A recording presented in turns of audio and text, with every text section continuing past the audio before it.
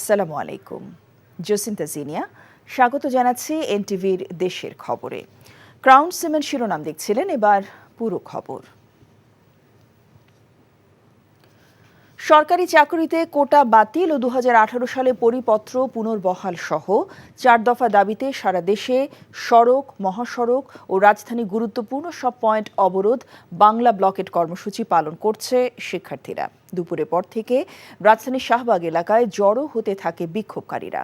সরকারি চাকরি থেকে কোটা বাতিলের স্লোগান নিয়ে খণ্ড খণ্ড মিছিল করে শিক্ষার্থীরা। জগন্নাথ বিশ্ববিদ্যালয় এলাকা, শাহবাগ, নীলক্ষেত, চাংখারপুল এলাকায় পৃথক অবরোধ গড়ে তোলে শিক্ষার্থীরা। কোটা বাতিলের দাবিতে জাহাঙ্গীরনগর বিশ্ববিদ্যালয়ের শিক্ষার্থীরা ঢাকা আরিচা মহাসড়কে অবস্থান নেয়।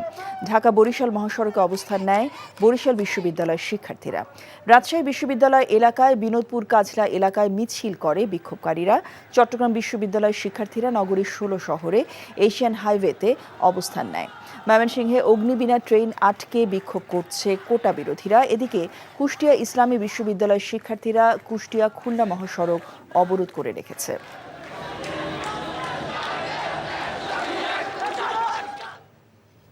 আন্দোলনের খবর জানতে এখন যাচ্ছি রাজশাহীতে। সেখানে আছেন আমাদের সিনিয়র করেসপন্ডেন্ট সাজু। সাজু, আন্দোলনের কি অবস্থা দেখছেন আমাদেরকে জানাবেন। এখন জন্ম সনদ দিয়ে খোলো বিকাশ স্টুডেন্ট অ্যাকাউন্ট। নিজের বিকাশ নিজে কর।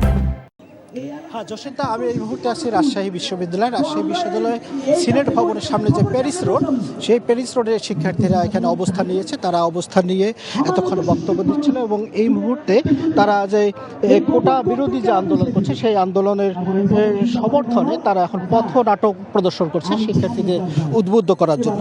তো আপনাকে একটি তথ্য জানিয়ে রাখি যে গত 2-3 দিন ধরে শিক্ষার্থীদের যে আন্দোলন, সেই আন্দোলন তারা মূলত চালিয়েছিল বিশ্ববিদ্যালয়ের সামনে যে প্রধান ফটক, সেই প্রধান ফটকের সামনে মহাসড়ক অবরোধ করে তারা এতদিন আন্দোলন চালিয়েছিল।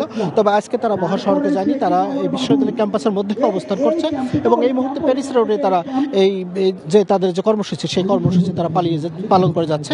তো এখানে আমি যে আন্দোলনকারী যারা আছে, যারা নেতৃত্ব দিচ্ছে আন্দোলনে, তাদের সঙ্গে আমি কথা বলেছি। তারা বলেছে যে যেহেতু 2018 সালে যে পরিপত্র, সেই পরিপত্র তারা পুনর্বহালের দাবি জানাচ্ছে এবং তারা বলছে যে কোটা বিরোধী যে আন্দোলন, যতক্ষণ পর্যন্ত তাদের দাবি মেনে নেওয়া না হবে ততক্ষণ পর্যন্ত তারা রাজপথ ছাড়বে না। তারা বিশ্ববিদ্যালয়ের ক্যাম্পাসে শিক্ষাঙ্গনে তারা আন্দোলন চালিয়ে যাবে এবং তারা একটাই দাবি, মাননীয় প্রধানমন্ত্রীর কাছে তারা দাবি জানিয়েছেন যে প্রধানমন্ত্রী যেন এই সারা দেশের যে মেধাবী শিক্ষার্থীদের কথা যদি বিবেচনা করে তাদের দাবি মেনে দেওয়া হয়। জসিন্তা, জানছিলাম শিক্ষার্থীদের আন্দোলনের খবর। কোটা বাতিল আন্দোলনের কোনো যৌক্তিকতা নেই উল্লেখ করে প্রধানমন্ত্রী শেখ হাসিনা বলেছেন, আন্দোলনের নামে শিক্ষার্থীরা অযথা সময় নষ্ট করছে। যুব মহিলা লীগের প্রতিষ্ঠা বার্ষিকীতে গণভবনের শুভেচ্ছা বিনিময় অনুষ্ঠানে শেখ হাসিনা এসব কথা বলেন। আদালতের রায়ের পর কোটা আন্দোলনের কোনো যৌক্তিকতা নেই উল্লেখ করে সরকার প্রধান বলেন, শিক্ষার্থীরা পড়াশোনা না করে আন্দোলনের নাম করে সময় নষ্ট করছে। শেখ হাসিনা আরও বলেন, বিএনপি জামাতের অত্যাচার নির্যাতন যেন আর ফিরে না আসে, সে বিষয়ে সবাইকে সজাগ ও সচেতন থাকতে হবে। কোটা সেটা বাতিল করতে হবে, নারীদের কোটা বাতিল করতে হবে, অমক সমক, সেটা কিন্তু একবার বাতিল করা হয়েছিল, কিন্তু ফলাফলটা কি? পাবলিক সার্ভিস কমিশনের পরীক্ষার হিসাব যদি দেখা যায়, তখন দেখা যাবে যে আগে যেখানে কোটা থাকতে মেয়েরা যে পরিমাণ সুযোগ পেত, সেই পরিমাণ সুযোগ কিন্তু এই কয়েক বছরে আর পায়নি। এটা হলো বাস্তবতা। হাইকোর্টের রায়, এটার বিরুদ্ধে এভাবে আন্দোলন করা, এটা তো সাবজুডিস, কারণ আমরা সরকার থেকে কিন্তু এভাবে কোনো কথা বলতে পারি না, কারণ হাইকোর্ট রায় দিলে সেখানে হাইকোর্ট থেকেই আবার আসতে হবে। কিন্তু আজকে আন্দোলনের নামে যেটা আবার করা হচ্ছে, পড়াশোনার সময় নষ্ট করা, এটারও কোনো যৌক্তিকতা আছে বলে আমি মনে করি না। সার্বজনীন পেনশন স্কিম আমরা দিয়েছি, এটা সকলের জন্য। এটা আমাদের নির্বাচনী ইস্তেহারে ছিল, 2008-এর নির্বাচনী ইস্তেহারে আমরা করতে পেরেছি। শুধুমাত্র সরকারি চাকরিজীবী তারাই পেনশন পায়, আর বাকিরা বঞ্চিত থাকে। কাজে কেউ যাতে বঞ্চিত না থাকে, সেই জন্য কিন্তু বিভিন্ন স্তর ভেদে আমাদের এই সার্বজনীন পেনশনের ব্যবস্থা করা আছে। এখন জন্ম সনদ দিয়ে খোলো বিকাশ স্টুডেন্ট অ্যাকাউন্ট। নিজের বিকাশ নিজে কর। ভারী বৃষ্টিপাত, উজানের ঢলে সৃষ্ট বন্যায় জামালপুর, গাইবান্ধা সহ দেশের 18 জেলায় প্রায় 20 লাখ মানুষ পানিবন্দী। এএফপি সহ আন্তর্জাতিক গণমাধ্যমের তথ্য অনুযায়ী এ পর্যন্ত মৃত্যু হয়েছে 8 জনের। প্রতিদিনই প্লাবিত হচ্ছে নতুন নতুন এলাকা। দুর্গত অনেক এলাকায় এখনও পৌঁছায়নি ত্রাণ। এদিকে 6 জেলায় বন্ধ রয়েছে 4 শতাধিক শিক্ষা প্রতিষ্ঠানের পাঠদান। বিস্তারিত ডেস্ক রিপোর্টে। জামালপুরের দেওয়ানগঞ্জের বাহাদুরাবাদ পয়েন্টে যমুনার পানি বিপদসীমার ওপরে। পানিবন্দী দেওয়ানগঞ্জ, বকশীবাজার, ইসলামপুর সহ বিভিন্ন উপজেলার 50টি ইউনিয়নের 2 লক্ষাধিক মানুষ। বন্ধ রয়েছে শতাধিক প্রাথমিক ও মাধ্যমিক বিদ্যালয়। তলিয়ে গেছে কয়েক হাজার হেক্টর ফসলি জমি। ডুবে আছে বিস্তীর্ণ এলাকার রাস্তাঘাট। 11টি আশ্রয় কেন্দ্রে অবস্থান হয়েছে কয়েক হাজার পরিবারের। গরু বাছুর ছাগল সব কিছু গেছে গা, টাং বাসু যেতে বলে আছে রোমাল মাছ আছে সব পানি তোলে। গাইবান্ধায় সার্বিক বন্যা পরিস্থিতির আরও অবনতি হয়েছে। ঘাঘর, ব্রহ্মপুত্র, তিস্তার পানি বিপদসীমার উপরে। পানি ঢুকে পড়েছে সদর উপজেলার 5টি ইউনিয়ন, সুন্দরগঞ্জের 9টি ইউনিয়ন সহ বিভিন্ন উপজেলার 29টি ইউনিয়নে। পানির সঙ্গে বসবাস অর্ধ লক্ষাধিক মানুষের। পাঠদান বন্ধ রয়েছে 80টি শিক্ষা প্রতিষ্ঠানে। এছাড়া কুড়িগ্রাম, সিরাজগঞ্জ, রংপুর, বগুড়ায় প্লাবিত হয়েছে নতুন নতুন এলাকা। সরকারি বেসরকারি উদ্যোগে দুর্গতদের ত্রাণ সরবরাহ করা হলেও তা পর্যাপ্ত নয়, অভিযোগ বানভাসীদের। লালমনিরহাটে তিস্তার পানি বিপদসীমার কিছুটা নিচে থাকলেও ধরলার পানি বিপদসীমার ওপরে। পানির চাপ সামলাতে খুলে দেওয়া হয়েছে তিস্তা ব্যারেজের 44টি জলকপাট। প্লাবিত সদর উপজেলা, পাটগ্রাম সহ কয়েক উপজেলার নিচু এলাকা। বাড়ি ঘরে 1 চরু 1 কবর পানি, গরু বাছুর নিয়ে কোথায় যাই? রাস্তাঘাট তো সব ভাঙি ছড়ি ধরা নামিয়ে যাওয়া লাগছে। দ্বিতীয় দফা বন্যার 14 দিন পার হলেও সুনামগঞ্জ সদর সহ 10 উপজেলার পানিবন্দী অসংখ্য মানুষ। নদ নদীর পানি বৃদ্ধি ও বৃষ্টিপাত কমে গেলেও বন্যার পানি নামছে ধীর গতিতে। শওকত করিম, এনটিভি নিউজ ডেস্ক। শরীয়তপুর সদরে কীর্তিনাশা নদীতে অল্পের জন্য রক্ষা পেল ট্রলারে থাকা অর্ধ শতাধিক যাত্রী। এদের মধ্যে অনেক নারী ও শিশু স্কুল শিক্ষার্থী ছিল।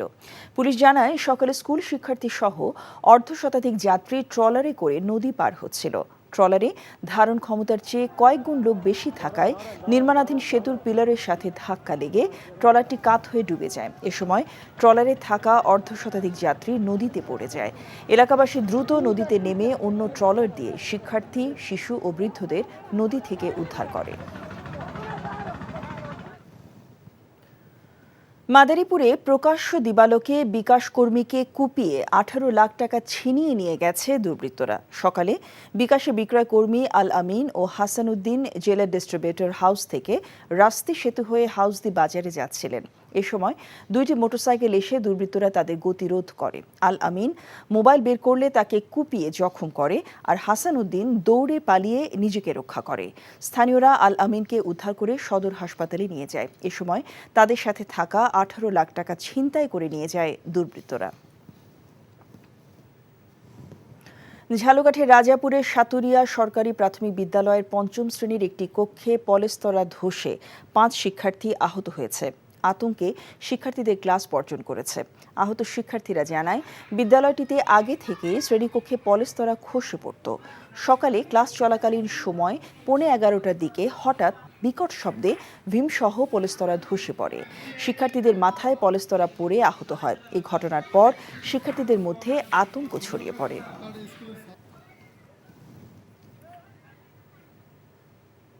চাল আমদানি নয়, ভবিষ্যতে বাংলাদেশ চাল রপ্তানি করবে বলে জানিয়েছেন খাদ্যমন্ত্রী সাধন চন্দ্র মজুমদার। সকালে নওগাঁর সাপাহার উপজেলা পরিষদ মিলনায়তনে কৃষি প্রযুক্তির মেলার উদ্বোধনী অনুষ্ঠানে তিনি কথা বলেন।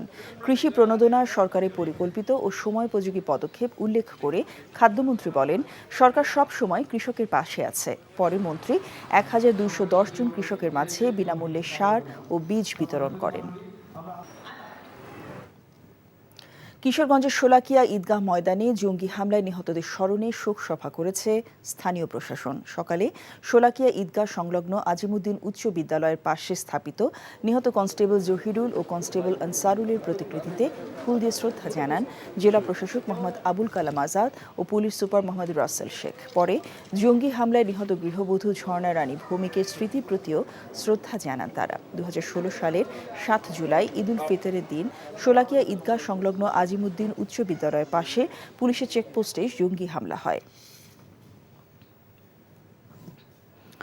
বাংলা ভাষা নিয়ে মেধাভিত্তিক TV reality show Ispahani Mirzapur Banglabid 6ষ্ঠ বর্ষ এর বরিশাল বিভাগের বাছাই পর্ব শেষ হয়েছে। সম্প্রতি বরিশাল সরকারি মডেল স্কুল ও কলেজ প্রাঙ্গণে বাছাই পর্বে অংশ নেয় 6ষ্ঠ থেকে 10ম শ্রেণীর সহস্রাধিক শিক্ষার্থী। তাদের মধ্য থেকে প্রাথমিক বাছাই পর্ব শেষে মূল পর্বে ঢাকায় যাওয়ার সুযোগ পেয়েছে বিভাগের সেরা 5 বাংলাবিদ। প্রতিযোগিতায় বিচারক ছিলেন বরিশাল বিশ্ববিদ্যালয় বাংলা বিভাগের সহকারী অধ্যাপক ও চেয়ারম্যান উন্মেষ রায় এবং প্রথিতযশা আবৃত্তি শিল্পী মাহিদুল ইসলাম। পরে নির্বাচিতদের হাতে সম্মাননা পুরস্কার তুলে দেন ইস্পাহানি টি লিমিটেডের উইং ম্যানেজার মোহাম্মদ ইমদাদুল ইসলাম। দেশের বিভিন্ন স্থানে পালিত হচ্ছে শ্রী শ্রী জগন্নাথ দেবের রথযাত্রা উৎসব। দুপুরে খুলনা আর্য ধর্মসভা মন্দিরে রথযাত্রার উদ্বোধন করেন সিটি মেয়র তালুকদার আব্দুল খালেক। বিভিন্ন সাজে বিপুল সংখ্যক নারী পুরুষ অংশ নেন রথযাত্রায়। ধামরাইয়ের ঐতিহ্যবাহী রথযাত্রা উৎসব উপলক্ষে নেওয়া হয়েছে ব্যাপক প্রস্তুতি। উদ্বোধন অনুষ্ঠানে স্বাস্থ্যমন্ত্রী সামন্ত লাল সেন, স্থানীয় সংসদ সদস্য বেনাজির আহমেদ এবং ভারতীয় হাইকমিশনার প্রণয় কুমার ভার্মা উপস্থিত থাকবেন। গাজীপুর ঐতিহ্যবাহী রথযাত্রা রথমেলা আজ থেকে শুরু হয়েছে। সকালে জেলা শহরের রথখোলায় রথটানের মধ্য দিয়ে অনুষ্ঠানের উদ্বোধন করেন মুক্তিযুদ্ধ বিষয়ক মন্ত্রী আ ক ম মোজাম্মেল হক।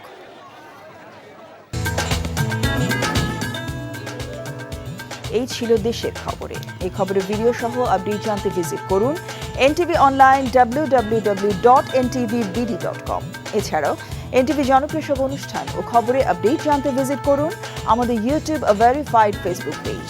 6টে ইভিনিং নিউজ দেখার আমন্ত্রণ জানিয়ে শেষ করছি। সবাইকে ধন্যবাদ।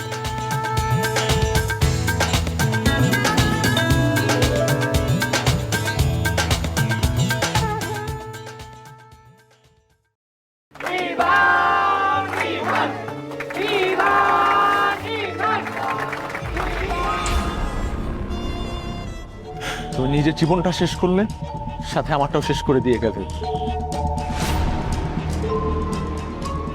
আপনি এই মেয়েটাকে চেনেন না? না।